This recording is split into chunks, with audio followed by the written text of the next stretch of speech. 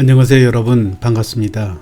오늘은 지난 시간에 이어서 설계를 하기 위한 전제 조건 조금 더 알아보도록 하겠습니다. 설계 시 지나치기 쉬운 부분들은 이거 이어서 다음번에 하기로 하겠습니다. 지난 시간에 우리 형식보다는 내용을 해서 설계도에서 지어진 건물에서 느끼는 오차에 대해서 알아봤죠. 오늘은 여기 5가지에 대해서 더 알아보도록 하겠습니다. 먼저 설계도서의 순서에 대해서 알아보도록 하겠습니다.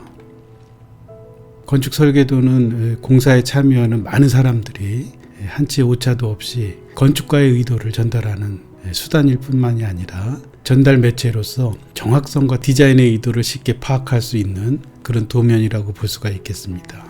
설계도는 여러 가지의 표현들도 있고 회사의 매뉴얼에 따라서 설계도를 작성하게 되는데 그 설계도의 내용이 이 설계자 또는 건축가의 의도에 따라서 많은 표현들과 그리고 정확한 전달을 하기 위한 그런 내용으로서 작성이 되어야 합니다. 설계 도면에 담겨 있는 건축가의 의도를 쉽고 정확하고 확실하게 표현이 돼야 되고 또 그것들이 도면 순서에 의해서 정리가 되어야 합니다. 설계도는 컨셉부터 시작해서 처음에 많은 생각을 갖고 접근하게 됩니다. 그런 내용들이 전달로서 도면에서 구체적으로 표현이 돼야 되는데 그 하나하나에 담고 있는 설계 도면의 건축가의 의도를 정확하게 표현할 수 있는 여러 가지 방법들을 나름대로 계획을 세우고 또 거기에 따라서 정리할 수 있도록 이렇게 도서가 작성이 되어야 합니다. 이 건축 도서는 설계자의 생각을 현장에서 많은 사람들이 공사를 분야별로 맡아서 하게 되는데 그 내용들이 유권 해석으로 나름대로 생각하게 만드는 도면이라고 하면 설계자의 의도를 정확하게 공사를 하기가 어렵다고 볼 수가 있습니다. 그래서 설계도 하나하나 그 많은 도면의 내용들이 처음부터 끝까지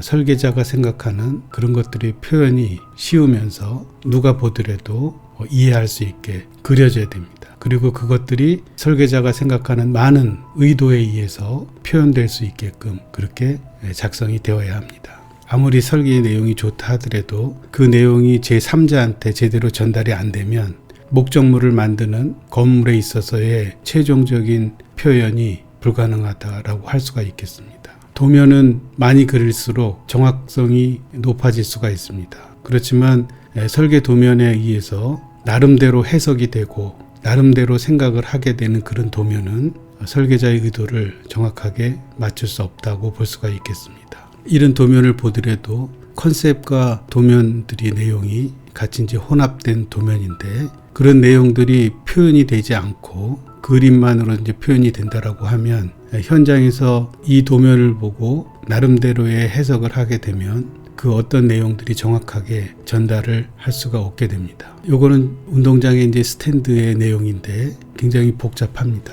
그리고 어떤 컨셉을 갖고 만들어지는데 곡률이라든지 스탠드와 또 앞에 족구를 할 수 있는 그런 공간을 만들기 위해서 많은 치수에 대한 개념들이 들어가 있고 최종적으로 만들어진 형태이지만 이렇게 곡률로서 만들어지는 이런 스탠드의 표현이 현장에서 공사하기가 굉장히 어려웠습니다. 그럼 이런 내용들이 설계 도서에 정확히 표현이 돼야 그런 것들을 현장에서 오차 없이 시공사의 나름대로의 표현이 아니라 설계자의 의도를 정확하게 표현을 해서 만들 수 있는 그런 도서에 의해서 건축된 시설물이라고 볼 수가 있겠습니다.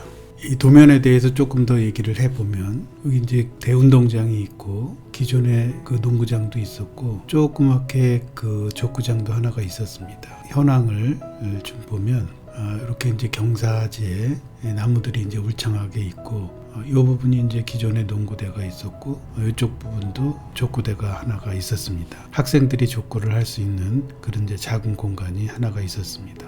설계를 하기 위해서는 현장 또는 현황을 파악하는 게 이제 우선이겠죠. 그래서 이제 각각에 대한 지형을 이렇게 이제 섹션을 구분해서 레벨을 확인하고 경사에 대한 거라든지 지형에 대한 것들을 이제 측량을 하게 됩니다. 측량을 하게 되고 이제 설계를 이제 진행하면서 그 위치에 여기까지 이제 많은 과정들과 이제 컨셉들이 있고 또 이제 기존의 운동장이 있고 트랙이 있다 보니까 여기 이제 바싹 붙어서 최소의 이격거리를 두고 또 족구장이라든지 또는 배구를 할 수 있는 그런 공간의 여유 공간을 이 지형에서 할 수 있는 최대 그리고 최소 지켜야 되는 거리에 대한 필요성을 반영을 해 가면서 적용을 해 가면서 이제 스탠드를 이제 만들게 됩니다. 또 평지에다 만드는 거는 어렵지가 않으나 이렇게 이제 경사가 있고 또 이제 도로가 있고 도로 내려가는 이제 경사가 있을 경우에 운동장과 같은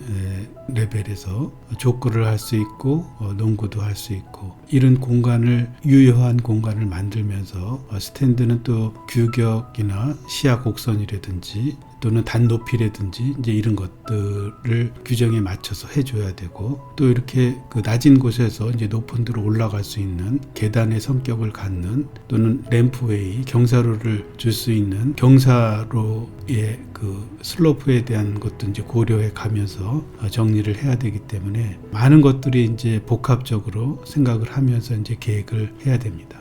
또 최소한의 그 성토와 절토 또 레벨을 맞추어서 이렇게 이제 이쪽 그 스탠드 쪽에서 농구장 쪽으로 갈 수 있는 적정한 레벨에 거의 비슷한 레벨을 맞추기 위해서 이 맨 위에 제일 많이 지나다닐 수 있는 그런 공간을 이제 콘코스 레벨이라고 하는데 그 레벨을 설정을 하고 스탠드와 계단 그 다음에 단 높이와 슬로프에 대한 것 이런 것들이 이제 고려가 돼서 이제 계획을 하게 됩니다. 그리고 측량을 해서 성토와 절토 이제 이런 거에 대한 것들을 이제 현황을 파악하게 되고 컨셉의 이미지를 이제 적용을 해서 이제 설계를 해야 되기 때문에 그런 여러 가지 그 포인트의 좌표라든지 또는 Z 좌표의 높이에 대한 것까지 이제 고려가 돼야 됩니다. 또 여기 이 주변에는 나무들이 굉장히 이제 울창하게 여러 종류의 나무들이 있습니다. 그래서 원형과 관계된 이 곡선의 이미지로서 이제 시야 곡선이 나올 수 있는 그런 최적의 위치에서 곡률을 이제 선택을 하게 되고 또 곡률에 맞는 이 계단의 높이도 또 이 계단의 폭도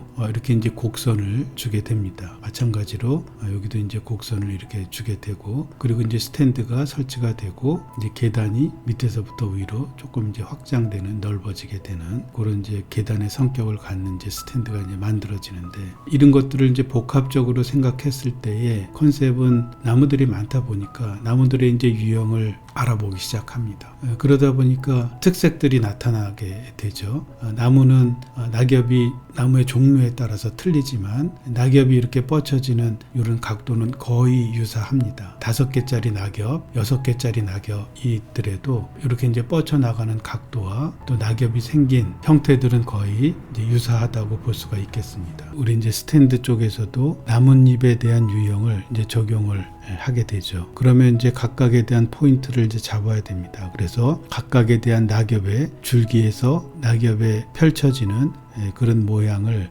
선택을 하고 거기에 각각에 대한 포인트 이 원이 중심점이 만나는 포인트의 X좌표와 Y좌표 그리고 큰 거와 작은 거에 대한 곡률에 대해서 CP점 센터 포인트에 대해서 이렇게 이제 적용을 하게 되고 그래서 뭔가 정리되는 그런 여러 단계의 수많은 원과 수많은 곡선의 포인트들을 잡아내서 거기에 맞춰서 이제 설계를 이제 이렇게 진행을 하게 됩니다. 이런 것들이 설계자의 의도에 의해서 스케치가 되고 모델링을 해서 적정한 높이와 위치와 각도와 곡선과 이런 것들을 이제 결정을 하게 되고 거기에 따라서 이제 설계를 하게 되죠. 설계자는 이런 많은 시간들을 들여서 고민을 하고 이제 계획을 하는데 이런 내용들이 설계도에 포함이 되지 않으면 공사하는 사람들은 그 의도, 설계자의 의도 또는 건축가의 의도를 잘 모르게 됩니다. 그래서 그 선 하나하나 곡선의 선의 의미가 전달이 제대로 돼야지 공사할 때도 그런 의미에 맞게끔 이제 공사를 하게 되는 겁니다. 또 이제 바닥에 대한 패턴이라든지 재료라든지 이제 이런 것들도 이제 선정을 하게 되고 설계자가 의도한 재료를 정확히 이제 바닥이라든지 이런 데 이제 표현이 되려면 유사한 이미지라든지 또는 그런 형태라든지 이 바닥에 대한 돌의 패턴이라든지 먼저 이런 것들이 정확하게 이제 전달이 되기 위해서는 도면으로 되지 않는 거는 이렇게 이제 이미지로서도 표현이 돼서 설계자가 의도하는 게 시공자가 공사하는 사람들이 쉽게 인지할 수 있고 또 때에 따라서는 또 어떤 경우에는 이렇게 직접 재료에 대해서 사이즈까지도 적어주고 또 그 사이즈에 맞는 재료에 정확한 재료가 공사 현장에 이제 적용이 될 수 있도록 이런 이제 표현도 하게 됩니다. 또 도면에 표현을 못하는 여러 가지들이 있겠지만 그런 것들을 설계자는 가능하면 많은 것들을 정확하게 팩트를 전달할 수 있게끔 이렇게 3차원으로 그려진 인면도도 또는 전개도도 이렇게 보여줘야 됩니다. 그리고 각각에 대한 의미 전달이 되게끔 각 요소에 대한 그런 내용들도 이제 써줘야 되고 또 필요에 따라서는 모델링이나 또는 렌더링을 해서 쉽게 이해할 수 있도록 우리 도면 갖고 2차원적인 도면으로 갖고 이제 이해가 안 된다라고 하면 이렇게 3차원으로 모델링을 해서 또는 렌더링까지 해서 보여줄 수 있는 이런 이미지들이 또 필요하겠죠. 그래서 각각 요소에 이 도면에서 조금 더 표현을 설명용으로 이제 필요한 그런 내용들까지도 이제 이렇게 도면으로서 이제 표시가 되면 공사하는 사람들은 도면하고 도면 내에 이런 모델링이 돼 있는 이런 것들이 이제 읽어짐으로 인해서 도면들을 이해를 하게 되면서 설계자의 의도를 정확하게 이제 파악을 하게 된다 이런 얘기입니다. 또 확대해서 또는 재료에 대한 것들을 이제 보여준다든지 또 좀 더 구체적으로 모델링에 대한 그런 이미지들을 이렇게 보여줌으로 인해서 공사하는 사람들이 쉽게 이해를 하고 또 설계자가 의도했던 그런 아주 디테일한 부분까지도 공사할 수 있게끔 그렇게 유도하는 것이 설계도의 본질이다 이렇게 생각을 합니다. 이 설계도에는 2D로 도면들이 굉장히 많게 각각에 대한 요소들이 굉장히 많죠. 이런 것들이 각들이 원형에 대한 곡률들도 다 틀리고 또 스탠드 여기 이제 세그먼트로 해서 직선으로 해서 이렇게 직선 연결이 돼서 이제 곡선이 되게끔 했지만 현장에서는 또 하나의 시도를 했습니다. 시공사의 또 자신감에 의해서 곡선이 가능하다고 해서 고민을 많이 하고 또 목업 테스트 또는 현장에서 시도를 해보고 이제 곡선으로 이제 만들게 됩니다. 당초의 설계도가 이제 세그먼트로 해서 설계가 됐지만 또 현장에서 여러 조건을 생각을 했을 때 가능하다라고 하면 이제 원형으로도 이렇게 공사를 했던 그래서 현재 만들어 놓은 거는 이제 원형으로 이제 만들어졌습니다. 물론 이제 장단점도 있겠지만 곡선의 효과도 굉장히 보기가 좋다 이런 생각을 하게 됩니다. 그래서 도면들이 이렇게 각각에 대한 도면들이 각 요소 여기도 이렇게 올라가는 오솔길인데 거기도 다 곡률이 있습니다. 요거는 이제 재료가 핸드레일 높이가 내우성 강판으로 이렇게 했는데 이 높이에 대한 값이라든지 곡률에 대한 것도 각각 CP점, 센터 포인트에 대한 것도 각각 그 설계자가 요구하는 위치에 가게 맞게끔 공사를 하게끔 그래서 도면의 치수보다는 이런 좌표값들이 굉장히 많이 있죠. 이런 거에 의해서 정확하게 도면에 의한 곡률이라든지 각도라든지 또는 좌표점에 의해서 공사를 하게 됐습니다. 설계자가 원하는 그런 시설물이 이제 만들어지게 되는 거죠. 또 한 가지는 우리가 나무가 많은 곳에서는 이렇게 그 트렌치를 이제 만들게 되는데 트렌치를 만들어서 위에 그레이팅을 설치가 되면 낙엽이 이쪽으로 다 빠지게 됩니다. 그래서 물은 이렇게 흘러내려서 트렌치 쪽으로 흘러내려가게 하고 여기 이제 자갈을 이렇게 깔게 했습니다. 밑에 이제 그레이팅을 놓고 낙엽이 떨어지더라도 여기에 이제 쌓이게 되겠죠. 그럼 이제 물은 그 사이사이로 해서 이제 트렌치를 통과해서 이제 흘러내리게 되고 낙엽은 위에서 이제 청소를 한다든지 걸러내게 되면 이 트렌치 안에 또는 맨홀 안에서 물은 자연스럽게 오염 물질들이 쌓이지 않고 빗물만 고여서 이제 내려가게끔 이것도 이제 설계자가 생각한 아이디어가 되겠습니다. 그래서 보통 보면은 수목이 많은 경우에 이제 트렌치라든지 이런 배수로에 낙엽이 많이 쌓이게 되죠. 이제 그런 것들을 최소화해서 비가 많이 올 경우에는 자연스럽게 물이 흘러내릴 수 있도록 이렇게 이제 계획이 됐던 시설물이라고 할 수가 있겠습니다. 그렇게 계획된 그런 설계도가 되겠습니다. 또 여기에 이제 이미지들이 많이 있지만 여러분들한테 요거에 대한 이제 동영상을 한번 시청하도록 하겠습니다. 한 5분 분량인데 이렇게 이제 도면도 이미지 사진이랑 2D에 대한 그런 도면을 작성을 했지만 또한 영상으로 만들어서 공사하기 시작 전에 관련 시공자들이나 담당자들을 모아놓고 동영상으로 인해서 먼저 이 도면을 이해하기에 앞서서 이 설계에 대한 영상을 먼저 보여주고 이해를 하고 도면을 보게 되면 더더욱 쉽게 이해할 수 있다는 생각 때문에 영상까지도 만들게 되었습니다. 그 영상을 한번 보고 강의를 진행하도록 하겠습니다.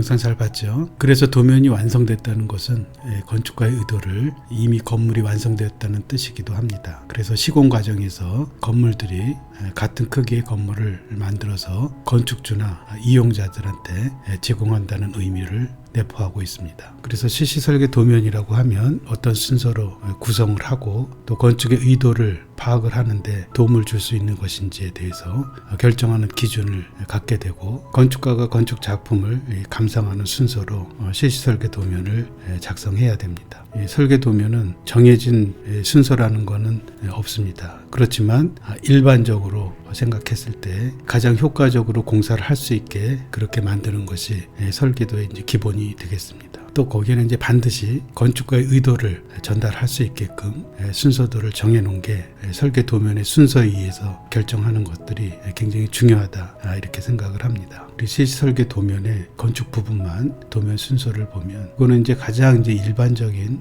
순서가 되겠습니다. 그리고 여기 이제 기본적인 상황에 건축가의 의도를 또는 설계자의 의도를 조금 더 표현하고 감안해서 설계자의 의도를 더 보여줄 수 있는 그런 도면들이 포함을 해야 된다, 이렇게 생각을 합니다. 그런 설계 도면을 이제 순서를 개략적으로 이제 살펴보면 도면의 목록이 있겠죠. 또 설계 개요, 설계에 사용한 재료 표기라든지 또는 도면에 표기되어 있는 약자, 약어에 대한 거, 또 일반 사항들을 이제 포함하고 있습니다. 또 여기에 이제 포함된 이제 실내 재료의 이제 마감표 또는 실외에 대한 마감표, 이런 것들이 들어가겠고, 또 전체를 설명할 수 있는 배치도, 또 대지와 도로와의 관계, 또 대지와 건물과의 관계 등이 이제 표현이 돼야 됩니다. 인접대지나 대지와 도로에서 또는 인접대지에서 이격을 한 거리에 대한 표현이라든지, 또는 도로에 대한 사선 제한이라든지, 일조권에 대한 이격거리라든지, 높이에 따른 이격거리라든지, 이런 것들이 이제 표현이 되고, 또 조경에 대한 관련 사항들이 포함이 되겠죠. 식생이라든지 또 조경 면적이라든지 이런 것들이 이제 포함을 하게 됩니다. 또 평면도는 각 층, 지하층부터 옥탑층까지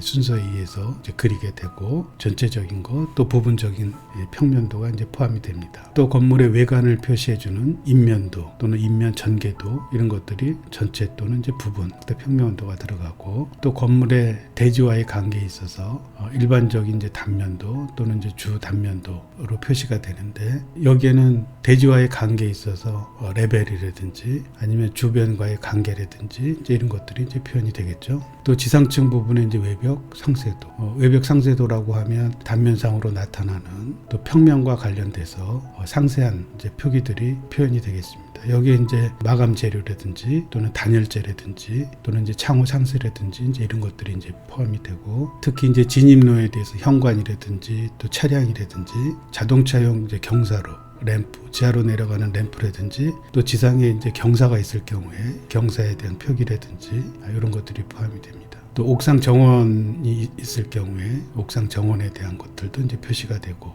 이런 것들이 건물 외부와 관련된 것들이 이제 표현이 되겠습니다. 또 이제 지하층은 좀 이제 관련 법에 따라서 지하층 외벽과 흙이 접하는 부분이기 때문에 옹벽에 대한 거라든지 또는 외부 탈출구라든지 또는 환기 관련해서 이제 드라이 에리어라든지 뭐 썬큰이라든지 이제 이런 단면이 이제 포함이 되겠죠. 규모가 큰 건물 같은 경우는 이제 코아를 중심으로 해서 계단실이라든지 엘리베이터라든지 탕비실이라든지 화장실이라든지 이런 게 이제 코아 부분 이제 평면도가 되겠고, 또 거기에 따라서 상세도로 이제 표현이 되겠습니다. 이것도 지하층에서 옥탑층까지 이제 순서에 의해서 표현이 되겠습니다. 또 코아 내부에 있는 계단실, 일반 수직 통로인 계단실과 또는 비상 계단이 있을 경우 또는 특별 피난 계단이 있을 경우에 그 계단에 대한 단면 상세도, 이런 것들이 이제 표현을 하게 됩니다. 또 코아 이외의 부분에 이제 설치하는 계단도 있을 수 있겠죠. 이게 이제 비상 계단이라든지 또는 외부에 돌출된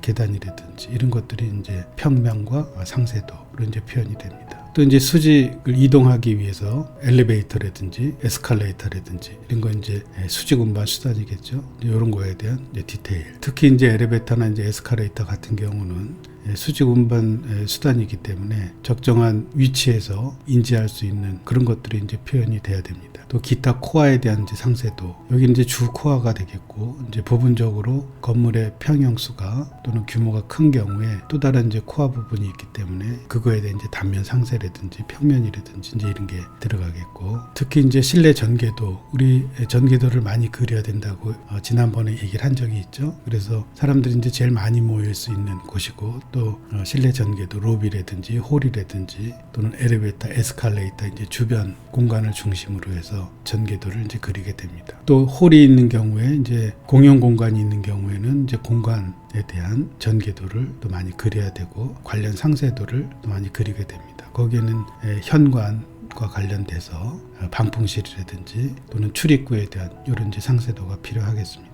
또 일반 층 같은 경우에는 이제 칸막이가 설치가 되기 때문에 그게 이제 옹벽으로 하는 경우가 있고, 또 조적으로 하는 경우가 있고, 또 경량 칸막이라든지 또는 이동식 철제 칸막이라든지 이제 이런 것들이 설치가 되겠죠. 그런 거에 대한 전개도 또는 내벽, 간벽, 상세도 이런 것들이 이제 그려져야 됩니다.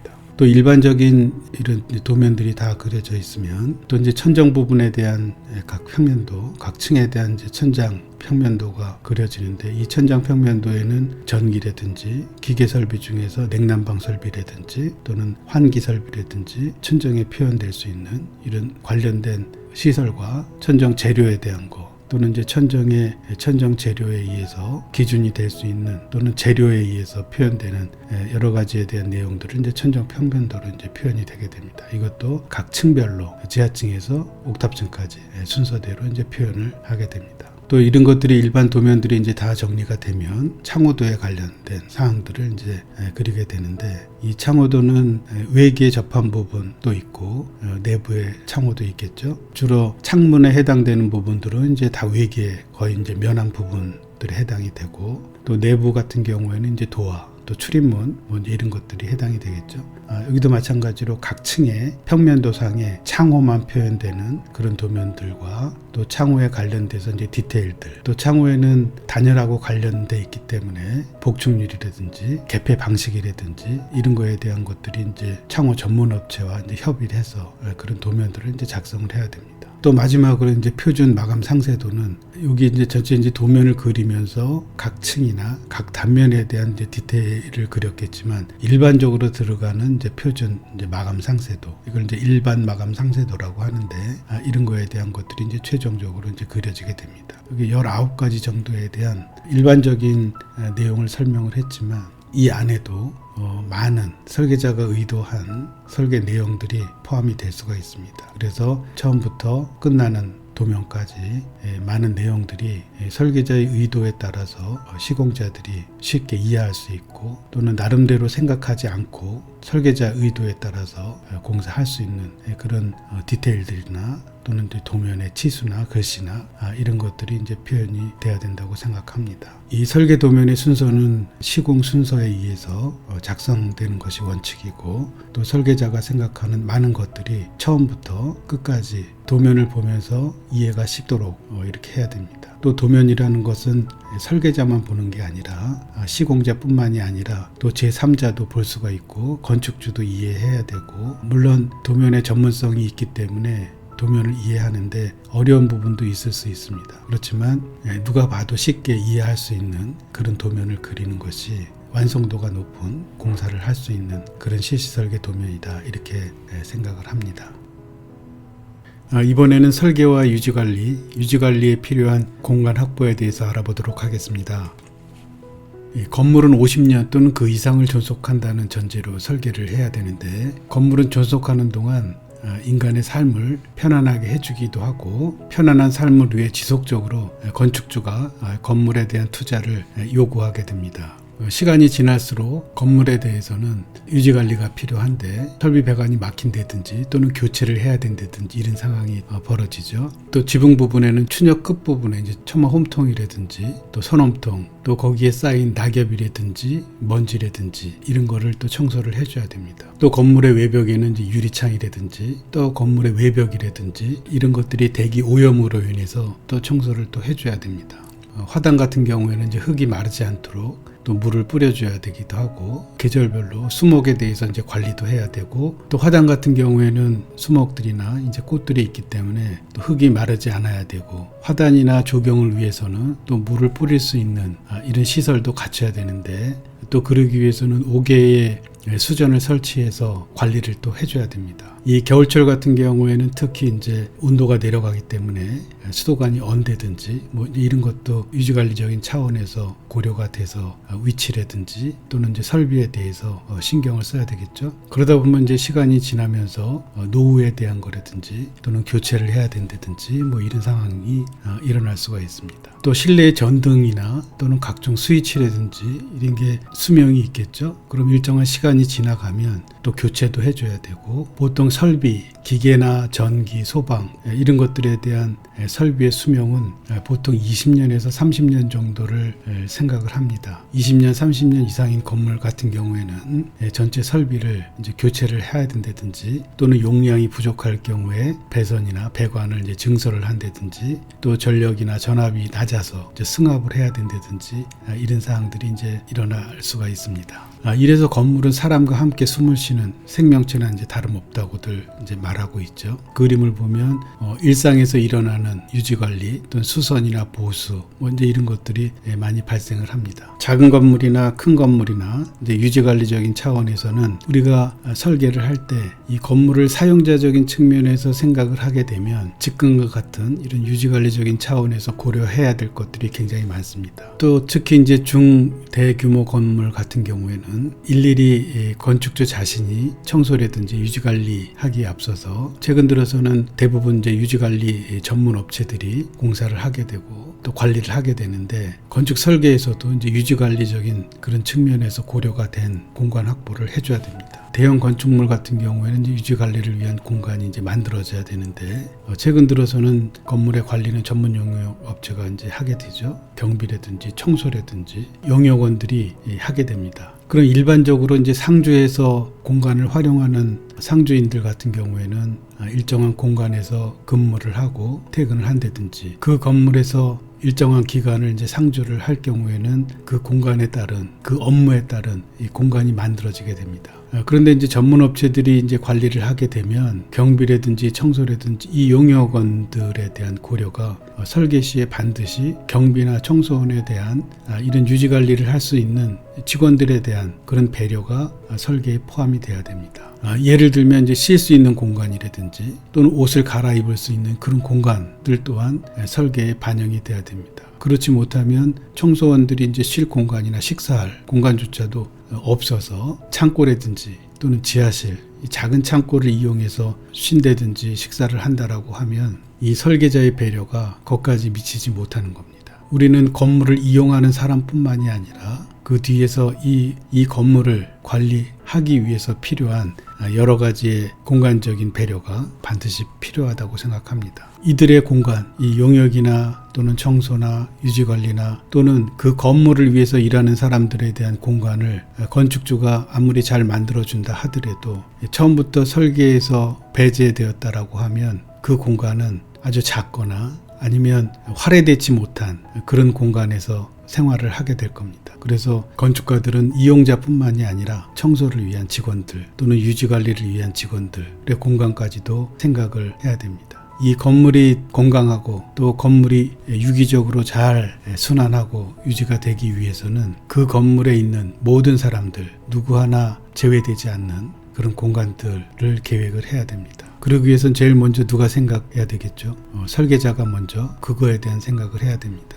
얼마 전에 뉴스에 모 대학의 청소원들이 20-30명이 되는데 그들에 대한 배려가 없이 쉴 공간마저도 없다 보니까 보일러실이라든지 또는 계단 밑에 공간을 만들어서 쉬는 이런 경우도 볼 수가 있었습니다. 이 만약 설계자가 그들을 위한 공간을 배려가 됐다면 충분하게 처음부터 그런 공간조차도 모든 기능적이라든지 아니면 동선이라든지 이런 것까지가 고려가 된 그들을 위한 시설까지 포함이 돼서 바닥이라든지 또는 냉난방이라든지 출입 동선이라든지 이런 것까지도 생각을 해서 계획을 했을 겁니다. 그래서 유지관리를 위한 그런 설계를 하기 위해서는 그래서 설계자는 유지관리를 위한 쉬운 설계를 하는 것이 아니라 설계를 하면서 구석구석 유지관리를 이제 생각하는 그런 설계가 돼야 됩니다. 그래서 그 건물에 머무르는 모든 사람들에 대한 배려까지 해줘야 되고, 또 그래야지 그 건물은 어느 한 사람 또 어느 누구 배제되지 않은 상태에서 누구나 다 즐거운 마음으로 일을 할 수 있고 또 쉴 수 있고 또 그 공간을 이용할 수 있는 그런 배려에 대한 공간들이 반드시 마련돼야 된다고 생각합니다. 이번에는 실시설계도에서의 100분의 1과 축척 50분의 1에 대한 표현의 차이에 대해서 좀 알아보도록 하겠습니다. 이 건축가의 디자인, 설계자의 디자인의 의도를 설계도의 실물 크기로 1대1의 표현이라고 할 수 있다면 가장 정확한 전달 방법이 될 수 있겠죠. 그렇지만 실제적으로 종이 크기에, 실제로는 이제 종이 크기에 도면을 이제 그려서 설계도를 이제 완성하게 되는데, 현실적인 이제 문제들을 감안해서 일정 크기로 이제 축소하여 이제 표현하게 됩니다. 이렇게 그림에서 보다시피 규모가 큰 아파트라든지 또는 주택 같은 게 책상 위에서 도면으로 이제 그려지게 되다 보니까 우리가 이제 축척이라고 하는 이 스케일을 갖고 도면을 이제 작성하게 됩니다. 그렇다라고 하면 100분의 1, 200분의 1 이런 것들이 그만큼의 배열로 이제 축소돼서 도면에 이제 표현이 되게 됩니다. 가장 많이 사용하고 있는 이제 축척을 보면 200분의 1이라든지 100분의 1, 50분의 1, 30분의 1, 10분의 1, 30분의 1이나 이제 10분의 1 정도가 된다면은 조금 확대된 축척이라고 볼 수가 있고, 소규모일 경우에는 100분의 1, 50분의 1, 또 20분의 1, 30분의 1, 50분의 1, 10분의 1, 5분의 1 이런 등으로 이제 축척이 사용하게 됩니다. 이 규모에 따라서 이제 축척이 달라진다 하더라도 도면상의 표현이다 보니까 그만큼 배율의 50배, 100배 정도의 크기로 이제 축소돼서 보게 되는데, 이 건축가나 설계자는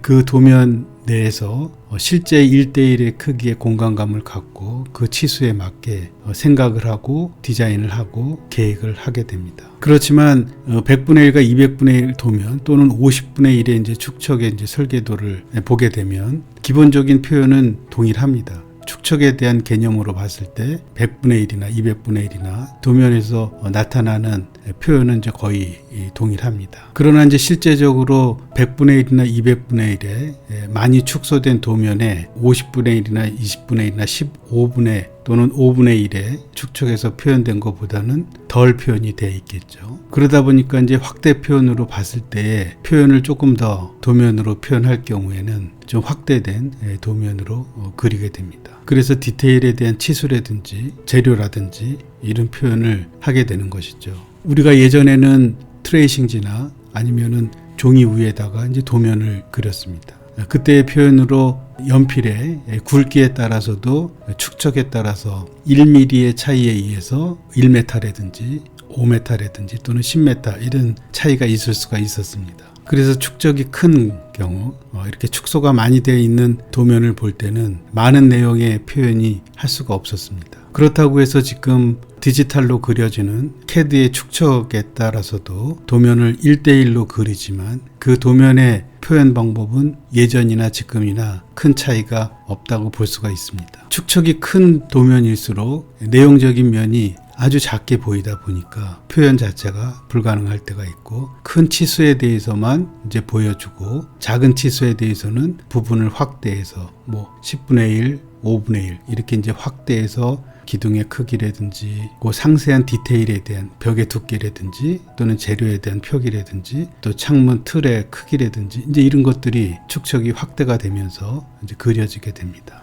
우리가 조금 더 알아야 될 것들은 기본적으로 도면에 대해서 이제 축척에 대해서는 다 인지하고 있겠지만, 디지털로 그려지는 CAD 도면에 있어서의 이 축척에 대한 개념을 종이에다 그리는 것과 CAD에서 그려지는 것에 대한 차이점을 조금 이해를 해야 됩니다. 우리는 종이에다 그릴 경우에는 그 축척에 맞게끔 표현 방법이 한계가 있었습니다. 도면 그 자체는 그 크기에 맞게끔 도면을 그릴 때 똑같은 도면이 생성이 되었을 때 CAD가 없을 때는 계속 똑같은 방법을 도면으로 작성을 해야 했습니다. 그렇지만 컴퓨터로 그려지는 모든 CAD의 도면들은 1대1로 그려지게 됩니다. 그럼 그 축척의 표현은 최종적으로 출력을 했을 때의 종이의 사이즈 또는 이제 도각의 사이즈 도각의 포맷의 사이즈에 의해서 축척이 결정이 됩니다.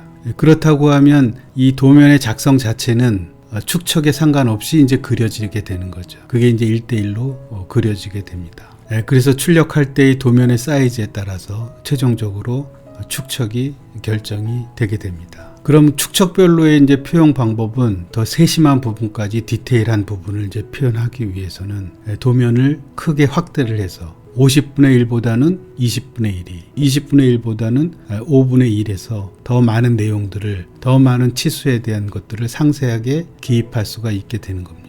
예를 들면 우리가 설계 도면을, CAD상의 도면을 좀 이해를 해보면, 물론 아는 사람도 있고 우리 CAD나 레빗이나 이런 BIM 설계를 하면서 축척에 대한 거를 이제 이해를 했겠지만, 상기하면서 조금 더 상세하게 축척에 대한 개념을 이제 이해를 해보면, 우리가 CAD 도면 상에서 이렇게 이제 화면 상에서 도면이 1대1로 그려지게 됩니다. 이 CAD란 것은 항상 1대1로 그려지기 때문에 CAD는 우주와 같이 아주 무한대 상태에서 그림을 작도를 설계를 하게 됩니다. 거기에서 그 도면의 포맷에 의해서 도면의 사이즈는 정해져 있습니다. A3 사이즈라든지 A1 사이즈라든지 A0 사이즈라든지 이렇게 정해져 있습니다. 그 사이즈는. 그렇다고 하면 출력할 때 A3라는 상태에서 출력을 이렇게 했을 경우와 똑같은 종이지만 이렇게 작은 사이즈지만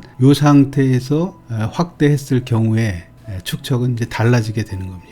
예를 들면 이 종이 외곽 사이즈가 A3 사이즈로 이제 출력을 한다라고 하면 이 도면은 이제 50분의 1로 만들어진 도면입니다. CAD 도면 그 자체는 1대1로 그려졌지만 이 종이 사이즈 안에 들어가게끔 이제 만들어지게 한다라고 하면 이 건물의 설계 자체는 요만큼이 그려져 있는 부분이 50분의 1 사이즈로 이제 출력이 된다라는 의미입니다. 그럼 만약에 이렇게 그 빨간색으로 사각형이 그려져 있는 부분을 종이를 이 종이 자체를 줄여서 여기 이렇게 갖다 놓는다라고 하면 이제 이 상태가 되겠죠.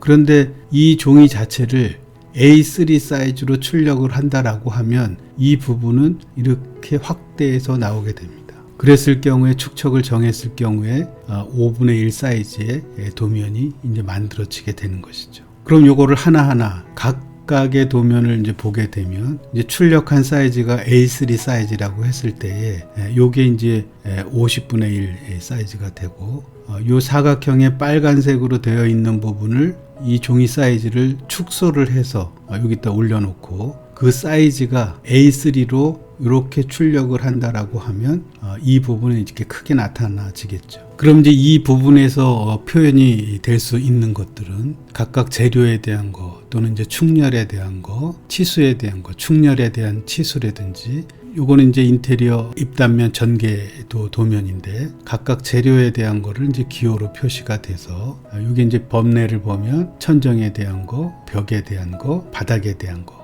기호를 표시를 합니다. 이 50분의 1 도면에 이 많은 것들에 대한 표기를 글씨로 표현한다라고 하면 이 도면 안에는 글씨로만 채워지게 될 겁니다. 그렇지만 그것 또한 최소한으로 이제 표현을 하기 위해서 이렇게 이제 기호로 표시가 되면 그 기호에 맞게끔 범례로서 내용을 이렇게 정리가 되면 각각에 대한 내용, 재료라든지 그 마감이라든지 이제 이런 거에 대한 것들이 이 범례를 보면서 확인할 수 있겠죠. 이 천정에 대한 거, 또 벽에 대한 거, W1에서 W10이라든지 이런 월에 대한 마감 표시, 또 바닥에 대한 플로어에 대한 마감 표시 이런 것들이 이 기호로 표시가 되지 않으면 50분의 1에서 다 표현을 하지 못하게 됩니다. 또 여기 보면은 치수를 그나마 50분의 1에서 벽 두께라든지 창 틀과 벽과의 사이가 뭐 220이라든지 뭐 이런 표현들이 조금 돼 있지만 자세히는 이제 볼 수가 없습니다. 그래서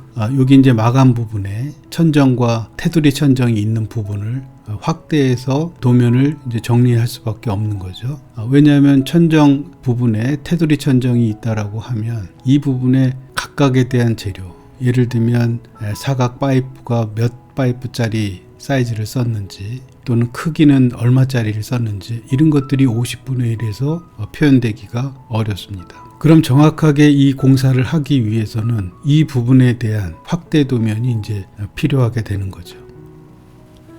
그거를 이제 보여줄 수 있는 게 확대 도면의 5분의 1 도면이 되겠습니다. 그래서 지금 50분의 1에 대한 도면이 이 A3 사이즈로 만들어진 이 도각에서 출력을 했을 때 아까 해당되는 부분이 이렇게 이제 확대가 되는 겁니다. 그래서 이 테두리 천정이 있는 부분, 여기 이제 노출 천정이기 때문에 천정이 없는 부분입니다. 그렇지만 여기 이제 테두리 천정은 전기 배선이라든지 또는 냉난방 배선이라든지 배관이라든지 이제 이런 것들이 이 천정 안으로 숨겨져서 들어가고, 이 밖에는 이제 마감이 되고, 그리고 위쪽에서는 이제 유지 관리할 수 있게끔 천정을 구성한 예라고 할 수 있습니다. 그럼 각각에 대해서 파이프에 대한 것도 40바에 40, 특히 이제 중요한 게 1.4 스틸 파이프가 450에 600 간격으로 이제 설치를 하게끔 이렇게 이제 표기가 되면 공사할 때 여기에 맞춰서 이제 공사를 하게 됩니다. 또 이 그 틀을 이렇게 이제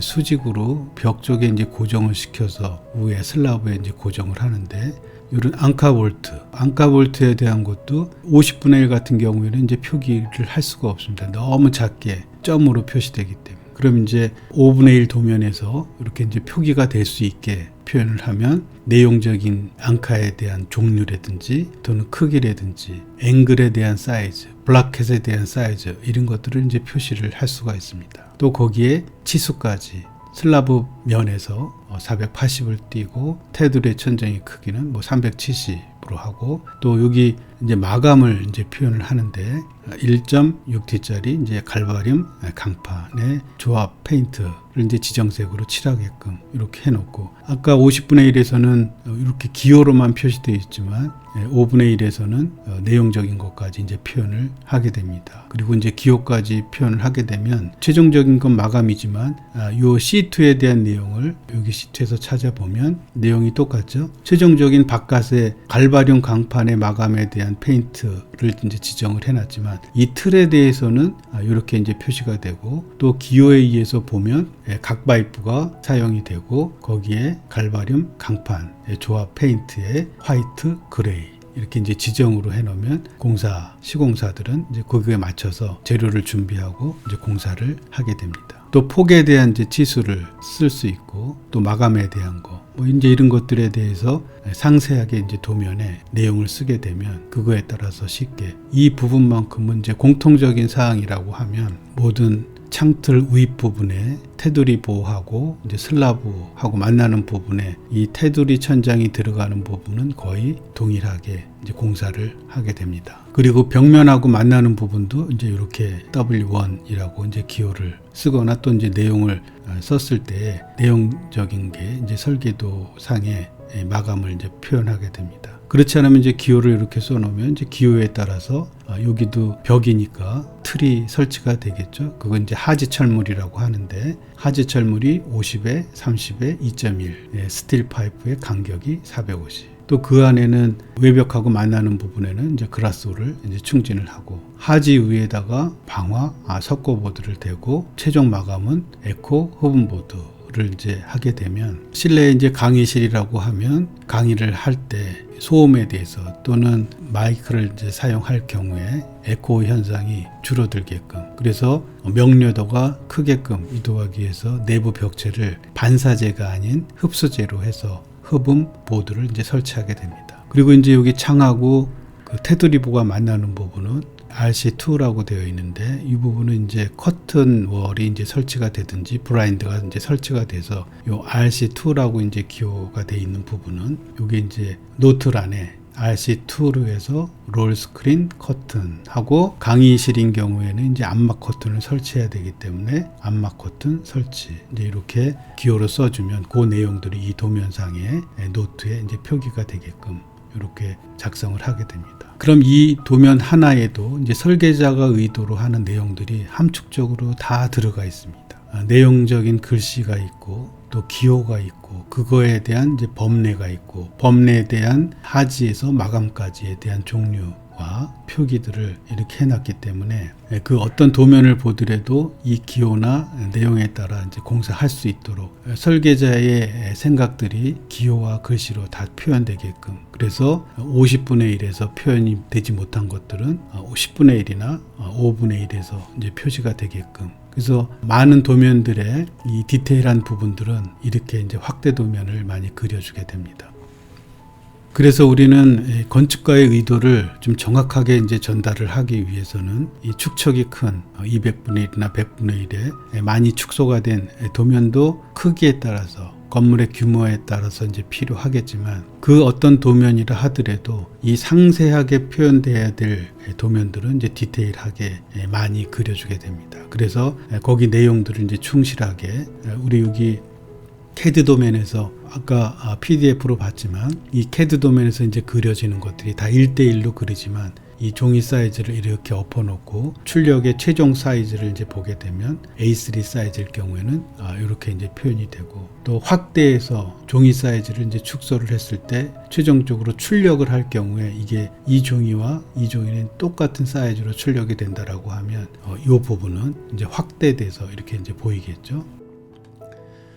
그런 방법으로 우리는 도면을 그리게 됩니다. 그럼 이제 축척이 여러 가지가 있다 하더라도 우리가 표현해야 될 것들이 가능하면 많이 표현을 하되, 설계자의 의도를 내용들을 함축적으로 많이 담으려고 하지만 그렇게 안 되는 경우에는 이제 이렇게 확대된 도면의 기호나 표기로 인해서 도면의 내용들을 충실하게 담을 수 있고, 또 그것들이 이제 이해가 안 된다라고 하면은 3D나 겨냥도나 또는 이제 모델링을 통해서 이제 보여주는 그런 역할들이 굉장히 중요하다, 이렇게 생각을 합니다. 이 도면의 이해가 쉽게 용이하고 또 알아볼 수 있다라고 하면 공사할 때 퀄리티는 그만큼 높아지게 됩니다. 그렇지 않고 내용적인 그림만 있고 치수나 글씨가 없다라고 하면 그만큼 힘들어지는 반면에 공사자의 자기에 의해서 본인 판단에 의해서 하는 경우가 있을 수 있습니다.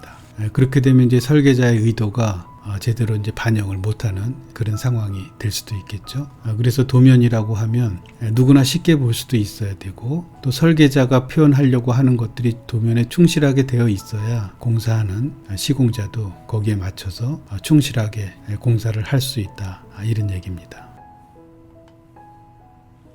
이 다음은 건축 설계도에서의 치수와 그림에 대해서 좀 더 알아보도록 하겠습니다. 앞서 얘기한 내용들과도 조금 중복이 되지만, 이 설계도에서 선들에 의해서 면이 만들어지고 입체적으로 표현을 하게 됩니다. 이 설계도면에는 직선과 곡선 또는 점과 선 사이들이 일정하게 이제 그려지는데, 그 선과 곡선과 점들은 다 이유가 있는 점선 곡선들입니다. 이 선과 선 사이는 항상 이제 거리가 존재하고 이제 치수가 이제 존재하겠죠. 그럼 거기에 따라서 치수를 이제 기입을 해야 되고, 그 기입된 내용들에 의해서 건물의 크기와 건물의 규모와 공사를 하기 위한 정확한 이제 치수가 기입이 됩니다. 이제 이것들을 우리는 설계 도서다, 이렇게 얘기를 합니다. 그럼 이제 설계 도면의 치수가 또는 그림만 있고 내용이 없는 경우에는 이 설계자 의도를 정확하게 이제 전달을 할 수가 없다, 이런 얘기입니다. 이 전달을 할 수 없다는 얘기는 설계 도서로서의 존재 가치가 그만큼 낮아지고 공사에 대한 퀄리티도 그만큼 낮아지게 됩니다. 현장에서 도면상의 치수가 없어서 이런 자 같은 경우로 이렇게 잰다든지 또는 스케일 갖고 재서 한다든지 이렇게 된다라고 하면 이 정확한 공사를 할 수가 없습니다. 또 종이에 그려진 도면을 대기 중에 혹시 이제 여름 같은 경우에는 우기철에 습도가 많기 때문에 종이가 늘어나기도 하고 줄어들기도 하고 그렇습니다. 미리 단위로 되어 있는 축척이 종이가 줄어들고 늘어나는 거에 따라서 굵기가 변화가 되겠죠. 그럼 정확한 거리를 측정을 할 수 없게 됩니다. 물론 이렇게 도면 위에 센치로 되어 있는, 미리로 되어 있는 자를 갖고 축척을 확인한다라고 하면 이 설계자의 본연의 설계도 작성이 안 되어 있기 때문에 그렇습니다. 이 평면도와 단면도 그리고 모든 도면들에 있어서 치수를 일일이 확인하고 선을 긋고, 그러면서 설계자가 CAD상에서 도면을 그릴 경우에는 그 선에 또는 점에, 곡선에 본인이 그린 도면에 있어서는 다 의미가 있기 때문에 그거에 대한 치수는 기입을 반드시 해줘야 됩니다. 설령 100분의 1, 200분의 1에서 표기 못할 그런 도면이라고 하면 확대해서라도 5분의 1, 10분의 1 이런 거에 의해서 도면을 반드시 써줘야 됩니다. 시공사가 공사하는 사람들이 이렇게 일일이 자로 재가면서 공사를 한다라고 하면 이 설계자의 역할이 제대로 다하지 못한 그런 도면이라고 밖에 볼 수가 없습니다. 이 정확성을 요구하는 설계 도면에서 자로 재해서 한다라고 하면 제대로 된 실시 설계 도면이라고 볼 수가 없고, 단지 이 보는 도면으로서 개념 도면이라든지 아니면 기본 도면이라든지 이런 경우에는 큰 치수에 대한 설명만 돼 있더라도 느낌으로 그 규모라든지 개념적인 설계 의도는 확인할 수 있습니다. 그렇지만 미리 단위로 공사를 해야 되는 상황에 정확한 치수가 없다라고 하면 설계 도서로서의 역할을 하지 못할 뿐만이 아니라 이 공사하는 사람이 그만큼 어려운 공사를 하게 되는 겁니다. 또 설계자와 또는 감리자, 시공사 간의 이 치수에 대한 개념이 서로 다를 경우에는 이제 현장에서 또 서로 다른 견해 차이에 의해서 공사를 이제 잘못해서 다시 하게 되는 이런 상황도 벌어지게 됩니다. 그래서 설계 도면은 자로 재서 보지 않고 눈으로만 봐서도 다 치수가 돼 있다라고 하면 그 어떤 설계 내용이 다 기록이 돼서 글씨와 치수와 내용이 다 있다라고 하면 정확한 이제 도면으로 이제 볼 수가 있습니다. 이 설계 도면은 그림이 아닙니다. 작도에 의해서 정확하게 이제 표현이 되는 글씨와 치수와 그런 내용들의 표현이 잘 되어 있는, 그거에 의해서 정확한, 우리가 건물을 설계를 한다는 거는 건물을 짓는 거와도 동일합니다. 건물을 제대로 짓기 위해서는 설계도가 그만큼 명료하게, 내용이 충실하게, 치수 또는 글씨 이런 내용들에 대한 설명이 충실하게 되어 있어야 됩니다. 그 내용들이 현장에서 전달이 돼서 이해를 쉽게 하고 또 공사에 어려움 없이 할 수 있는 게 진정한 실시 설계도가 아닌가 이렇게 생각을 합니다. 그래서 우리가 설계할 때는 반드시 공사 입장에서 설계를 하게 되면 그 어떤 하나의 치수라든지 내용에 대해서 관가하지 못하고 다 써주게 되는 이유가 여기에 있습니다. 경험이 많은 사람들이 설계도면을 잘 그리는다는 얘기는 그만큼 실수와 시행착오가 많이 있었기 때문에 그렇습니다. 처음부터 잘할 수는 없겠지만 그래도 우리가 생각하는 많은 세세한 부분에 대해서 신경을 쓴다라고 하면 좋은 설계도, 또 실시 설계의 공사에서 필요로 하는 많은 내용들이 설계자의 의도를 잘 전달되지 않을까 이렇게 생각을 합니다. 이 다음은 임명에 있어서 설계자는 의사와는 비교가 될 수 없는 중요한 일을 담당하는 이제 전문가입니다. 그 내용에 대해서 설명하도록 하겠습니다. 의사는 사람의 목숨을 다루는 전문가입니다. 이 사람의 목숨 이상으로 중요한 일은 있을 수 없습니다.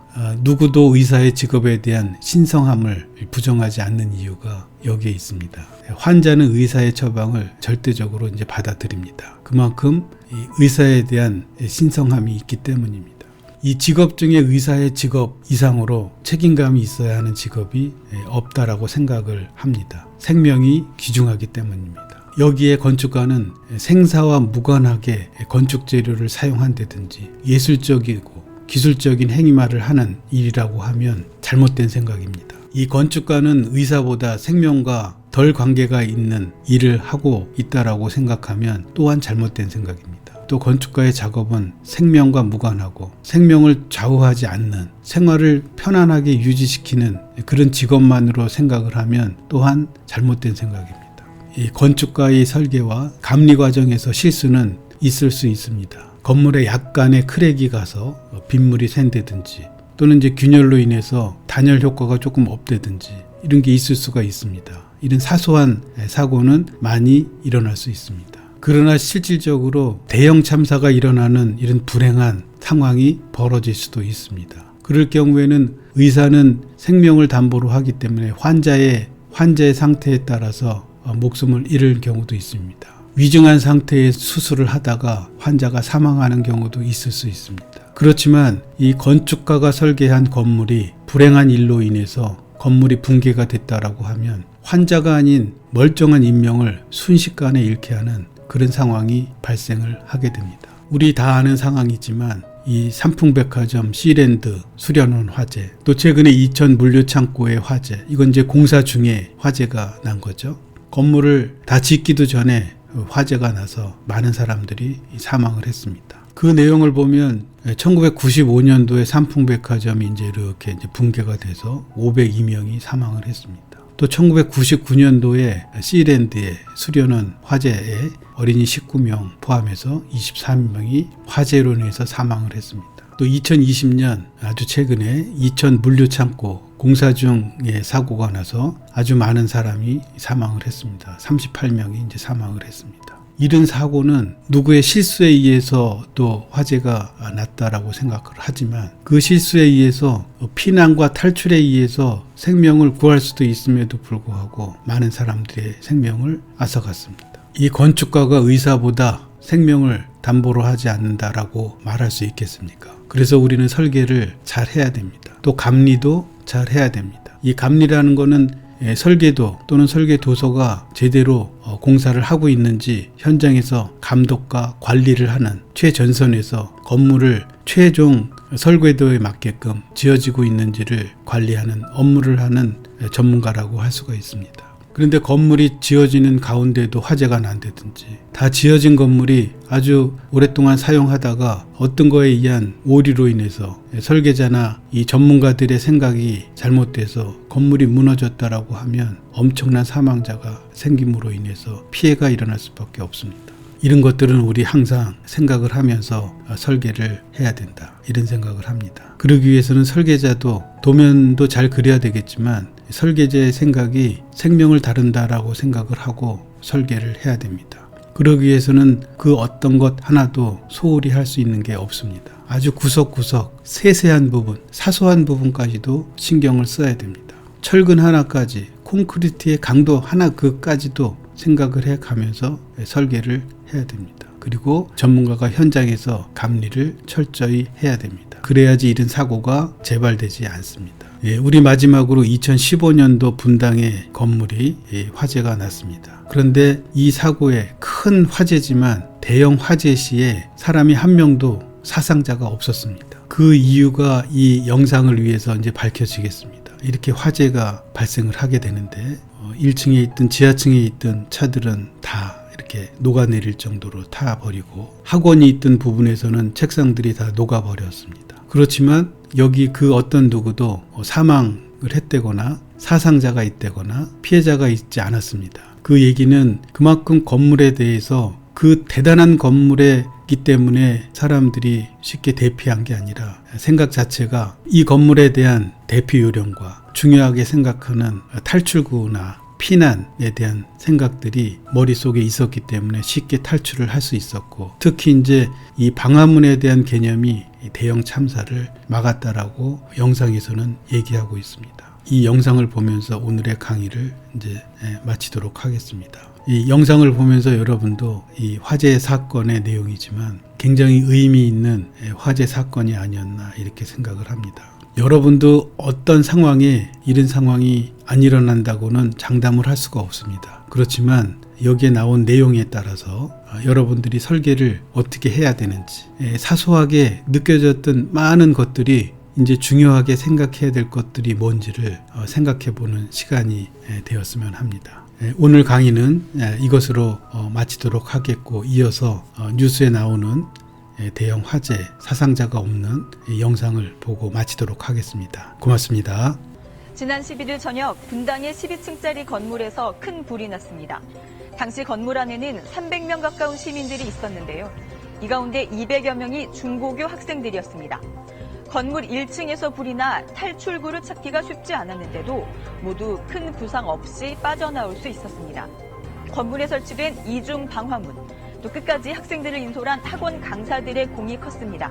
긴박했던 당시 상황, 뉴스 따라잡기에서 취재했습니다. 건물들 사이로 불길이 솟구쳐 오릅니다. 불길은 검은 연기를 내뿜으며 맹렬한 기세로 타올랐고 12층짜리 건물 전체가 5분여 만에 화염에 휩싸입니다. 119 소방차가 도착했습니다. 소방대원들이 바로 진화 작업에 나섭니다. 건물 안에 사람들이 얼마나 갇혀 있을지 모르는 상황. 한시가 급했습니다. 올라가더라고요. 꼭대기까지 막 올라가서 막 겁났었어요. 손을 막 이러면서 가스 터진 거 같은 거. 같이 이렇게 터지면서 튀어나오는 소리. 유리창 깨지는 모습을 입 막고 얼굴 다 시커멓고. 1층에서 불이 시작된 탓에 건물 진입조차 만만치 않았습니다. 불길이 막 번져가지고 이렇게 타 올라가는데 문을 못 열겠어. 문을 나가서 올라가니까 뭐가 올라와요. 올라가더라고. 너무 무서워. 특히 건물 2층에 있는 대형 학원이 걱정이었습니다. 불났을 때 애들이 많으니까 제2의 세월호 나올 뻔했어요, 진짜.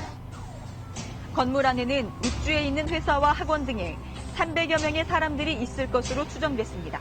이 가운데 200명가량이 2층 학원에 다니는 중고등학생들이었습니다. 기말고사를 앞두고 학생들은 여느 때처럼 강의실에서 수업을 듣거나 자습을 하고 있었습니다.